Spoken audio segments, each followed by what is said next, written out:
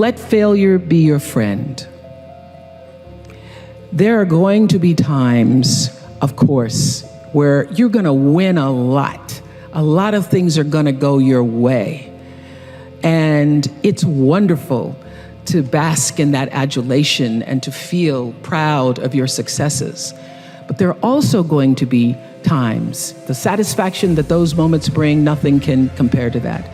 Those victories will feed you for years to come and help you stay committed when your tank is sometimes empty. Winning is great. It's fantastic. I love it. I love being number one. I love winning. But it's the times when things go wrong, when you fall or fail, that you're actually going to learn the most about yourself. You know, all those years on the Oprah show, 25 years, we were the #1 show for 25 years. And that's because I lived with the intention to serve the audience. The audience came first every show. I would sit with the producers and say, well, I can't do that because I can't find the truth of myself in that show. I have to have a thread of truth to be able to hold on to. So I knew so well the audience. I felt like I was the audience. The audience was me. And I felt so connected. And then I ended that and started a new network. And I flailed for a while. And I was really upset with myself. But I will tell you that when I was able to shift the paradigm to start to looking at, wow, what I have instead of what I don't have, what I have instead of what I thought I'd lost, I was able to begin to turn things around. But it's those moments of uncertainty. It's the moments where, you know, all of my mistakes show up on the evening news. You can make a mistake. I can tell if I've done something wrong. It's on the CNN crawl. I can read about it. But learning from the moments where things weren't going so great, being able to get still, to connect with that which I know is God, the force, the power greater than myself, and to come back and realize that in order to move forward, you move forward by taking the next right step. You don't have to know everything to do. You don't have to know all the steps to make. Just what is the next right move. It's true, you can't personally stop anybody from walking into a school with an assault rifle, nor can you single-handedly ensure that the rights that your mothers and your grandmothers fought so hard for will be preserved for the daughters that you may someday have. And it'll take more than you alone to pull 40 million Americans out of poverty, but who will you be if you don't care enough to try? And what mountains could we move, I think? What gridlock could we eradicate if we were to join forces and work together in service of something greater than ourselves? You know, my deepest satisfaction and my biggest rewards have come from exactly that. Pick a problem. Any problem, and do something about it, because to somebody who's hurting, something is everything. As you're trying to figure out, what do I do? How should I do it? First of all, I will say this, that when you don't know what to do, my girls have heard this over 100 times. When you don't know what to do, you do nothing. You get still until you do know. Because when you have to ask everybody else, should I do this, should I? And that's whether it's buying a pair of shoes or going with a guy, buying a house, taking a job, should I? When you have to ask everybody else, it means you don't really know the answer fully yourself. So you get still, be still, and know the answer will come. I had a job until I could figure out what it was really, what that gave my life its purpose and meaning.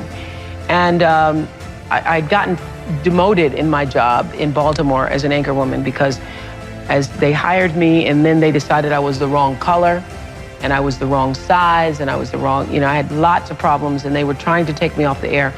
And I was making $22,000 a year. I thought I was in heaven because I was making my age. And my dream at the time was, Gail and I used to say, can you imagine if you're 40 and you're making 40,000? Ooh, that'd be it. So that was as big as my dream was, just to make my age. And then I did this, they put me on a talk show one morning because they didn't know what to do with me. And I was interviewing the Carvel Ice Cream Man. It was a local talk show, and Benny from, Benny, who was Mrs. Chancellor's butler or something on All My Children. Anyway, was a soap opera star who wasn't the lead star. Remember Benny? Benny and the Carvel Ice Cream Man. That's how I cut my teeth. And I finished that show. So it's not about the stars themselves or whoever the guests were. But I felt like this is what I'm supposed to do. All these years I've been misplaced in news because I couldn't relate to news. I was a news reporter, and I'd be out on the stories, and I'd be crying with the people. And I felt that I was exploiting the people with news. I couldn't, put a microphone in people's face when they were going through tragedies and stuff. I just was so emotional. I was always getting little notes from my boss about, cut that out, you need to stop. So, but the moment I did that talk show, I felt like, oh, I can be myself. And that was August 14th, 1978. And that was the beginning of fulfilling the calling. And so since that time, August 14th, 1978, I've never had a problem with energy. Now, when I was working in news, I used to be exhausted all the time.